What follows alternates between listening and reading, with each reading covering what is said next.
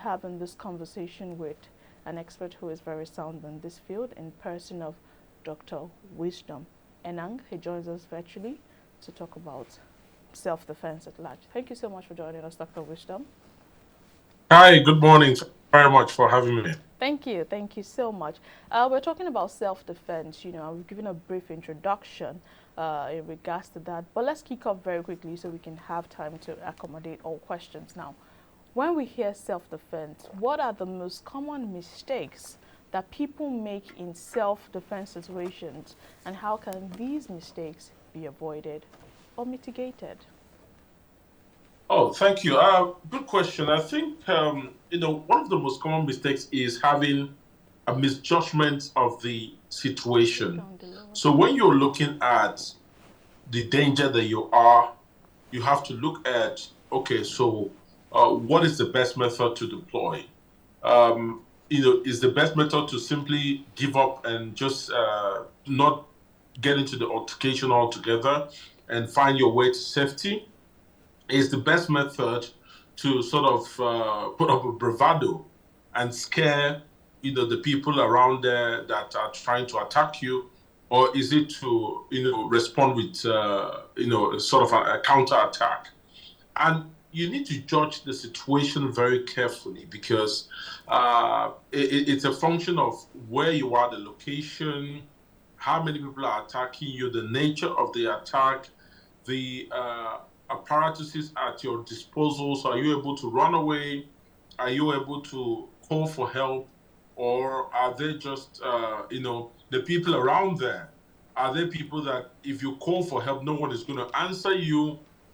Or if you call for help, the chances are you're actually calling one of the perpetrators or people that are sympathetic to the perpetrators around there. So it's the judgment call is usually the very first thing that you need to do. Ascertain very carefully which options are going to be most effective in your application. The other thing is training. If you're going for, for example, if the judgment call necessitates a close combat, for example, do you have the technique? Are you well equipped for that? And is it the wise things to do? Because, for example, if you have, let me give you a bit of context where I have had to use close combats personally. Okay. I was on Oshodi Bridge, and there was a go slow or traffic on the Oshodi Bridge, and I think one of the people, I was in an Uber ride, and one of the boys by the side of the bridge spotted that the car was not locked, and immediately reached out and it was a female driver. Okay. So he reached out for female driver's side of the car, while the other one reached out for my side of the car. And they simultaneously just popped the car open immediately and tried to reach in for the phones, because my phone was on the middle section, and her phone, of course, had the map in the middle section as well of the car. And they popped in. So at that point, remember, I'm at the go slow. They've already intruded into the car. I'm looking out for how many are there. Do they have any weapons? And I'm trying to immediately, there's no way to run to, really. So the only option I had there was to fight, but I had to make a judgment call. What do I need to do immediately to get this to an end and scare the rest away as quick as possible? And in that judgment, I needed to, as soon as they launched into the car, I needed to strike. And once they launched into the car, I made that decision. They had a knife on the other hand. I struck immediately, hit one of them. He fell flat on the floor, and the rest took off. And the go slow continued. By the way, the cars didn't move any faster. It still continued, but they took off immediately. Once they saw one drop to the floor, I closed my door. I didn't come out of the car, and the rest ran away and left him there. He crawled out and ran eventually. But that would have been a very different judgment call if I was in a place where it's an open place, I could run. I don't think I would have taken that option. So at the end of the day, whatever force you choose to use, you have to have, you need to defend that level of force, that it is equated to the level of threat that you are experiencing, and that's the best call you could have made. I think that's just the way I think about it. It's all about the judgment call. All right, thank you very much. Which I was even going to ask you about that, which brings me to my next question. Let's take Nigeria, let's take some certain states like Lagos.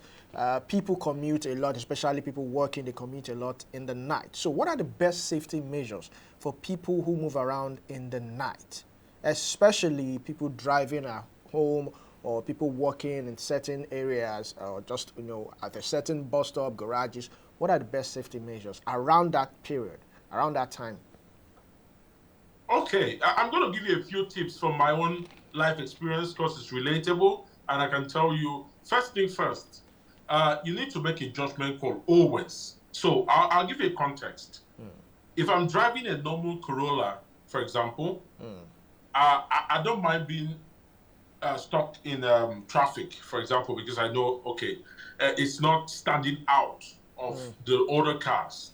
But if I'm driving, for example, a tinted Prado, I'd rather stay wherever I am and let the traffic, even if it gets very late, but let it be that I can get a very smooth ride home without parking in the traffic. So that's a judgment call. So each time I'm about to move, depending on the car I'm driving, I'm looking at my map and asking myself, okay, is there a traffic? And even if I have to stay till 11, 12, I don't mind because I'm more comfortable going at night, provided I'm going, I'm not going to halt anywhere and perhaps somewhere that is not safe, if that's at that time of the night.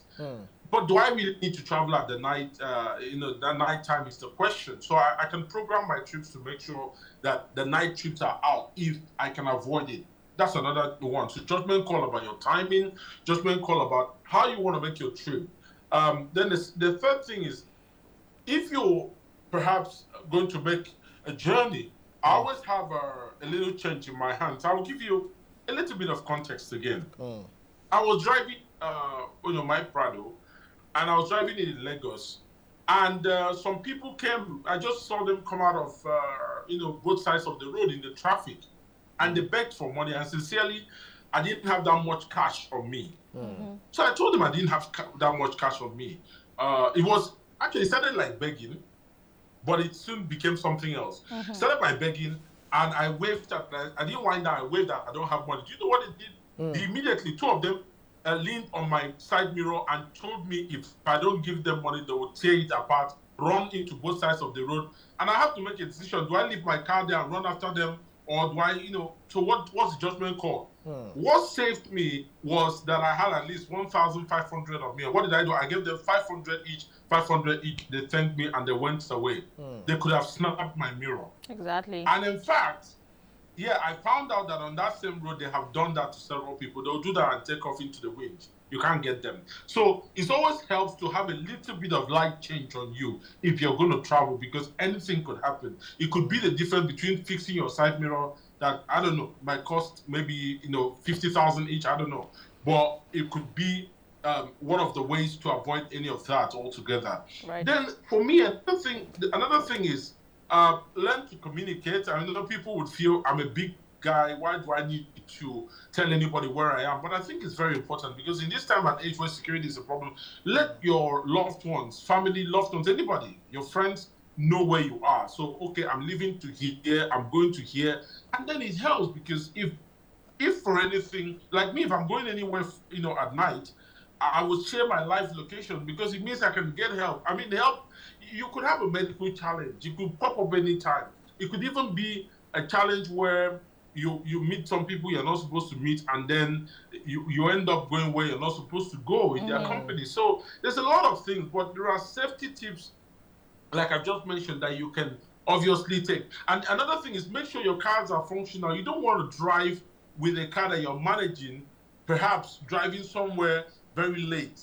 Because if the car breaks down, you're actually causing another, set of attention to yourself, dragging another set of attention to yourself. The other thing is, when you're driving, avoid, if you can, dragging attention to yourself. What do I mean? Everywhere is dark. You're parked in a traffic light, a traffic situation, and then you have your phones on. Because what attracted those people to that car, particularly, was the fact that the driver had their maps on. I understand that the Uber drivers have to use the maps to drive, but it is actually counterproductive in one sense because you also have that attracting people's attention to your car. Every other car is dark, and your car is having light coming out of it. So these are things. So perhaps what would have been the better judgment call? The driver, on approaching the traffic situation on Oshodi Bridge, should have just switched off that light. Everything is as dark as everybody else, and we get on our business, because when it's dark, they don't really know how to profile the car. Is it an army man that is in there? Is it a military person? Who is it? Because once they see that map on, they know it's an Uber. They've already psychologically profiled the car, and they know that, okay, these are defenseless people. Okay, I can break in and easily get what.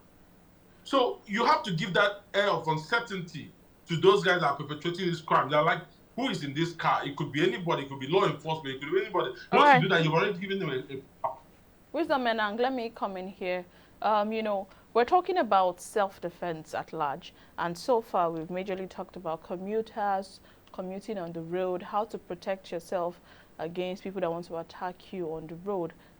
Still on self-defense, but I'd like to move from commuting. Let's talk about harassment.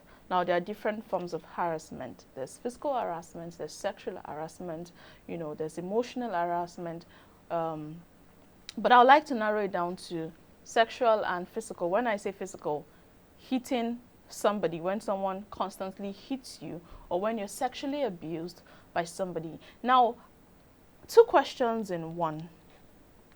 In a case where you are probably being beaten, and it's frequent, and one day you choose to stand up for yourself, or you're being sexually assaulted, and then one time you choose to stand up for yourself in terms of self-defense, and things go south while you're trying to defend yourself, probably the other person gets injured or even loses their life.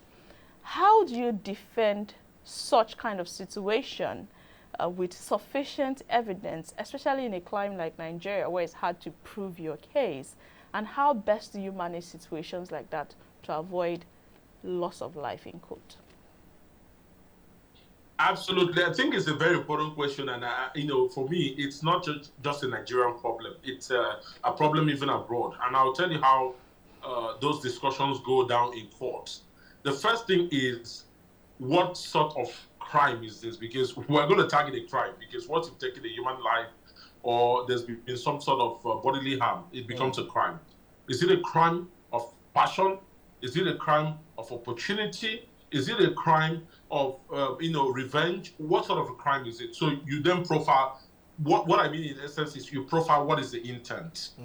Then the intent, once the intent has been proven, it now goes down to the rationale, in terms of what can you defend the level of force that was given. For example, if somebody has been molesting another person, and on this occasion, maybe they were even maybe molesting, and they used brute force like fist, and then the other party takes up a gun and fires 15 bullets into that party's chest. The judgment call is, okay, fine, you were, it was a crime of revenge, but 15 bullets couldn't run to the leg have solved the problem. Did you make the right judgment call? So it's always about judgment call. But the thing is, when something encroaches on one's emotions, it's very difficult. A lot of people will not be able to, sort of rationalize the level of force they are applying, especially in that situation. So it's a very, very difficult case, because again, when you talk about someone has been doing this in the past, you see, when you take it to court, and this is one of the challenges with the legal system. The legal system doesn't look at the emotions of, this has been happening. The legal system is like, did you report it?